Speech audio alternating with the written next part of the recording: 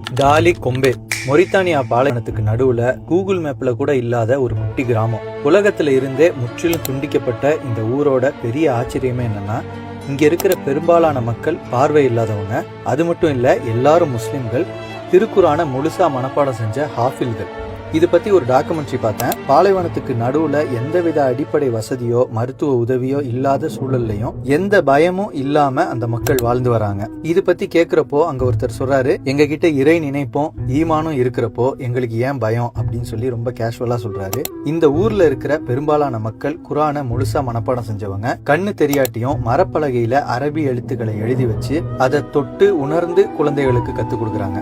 எப்படி உங்களுக்கு கண் பார்வை இல்லாம போச்சு அப்படின்னு சொல்லி அங்க இருக்கிற பெரியவர்கிட்ட கேட்கப்படுது. அப்போ அவர் இப்படி சொல்றாரு, என்னன்னா, சில தலைமுறைகளுக்கு முன்னாடி எங்க சமூகத்தை சேர்ந்த ஒரு பெண்மணிக்கு ஒரு நாள் ராத்திரி விசித்திரமான ஒரு கனவு ஒண்ணு வந்துச்சு. அதுல உங்களுக்கு நல்லொழுக்கம் உள்ள ஒரு ஆண் குழந்தை பிறப்பான், ஆனால் அவன் பார்வையற்றவனா பிறப்பான்னு சொல்லப்பட்டுச்சு. அந்த கனவுல வந்த மாதிரியே அவங்களுக்கு பார்வை இல்லாத ஆண் குழந்தையும் பிறந்துச்சு. அன்னையில இருந்து இன்னைக்கு வரைக்கும் எங்களோட சந்ததியினர் பார்வையற்றவர்களாவே இருக்கிறோம் அப்படின்னு சொல்லி அவர் சொல்றாரு. உண்மையிலேயே இவங்களுடைய வாழ்க்கையை பாக்குறப்போ இது நாள் வரைக்கும் வாழ்க்கையை பத்தி நமக்கு இருக்கிற கண்ணோட்டமே தலைகீழா மாறுது. வாய்ப்பு இருந்தா நீங்களும் இவங்களை பத்தி படிச்சு பாருங்க. டாலி கொம்பே அப்படின்னு சொல்லி நீங்க சர்ச் பண்ணீங்கன்னா இவங்களை பத்தின தகவல் இணையத்துல கிடைக்கும்.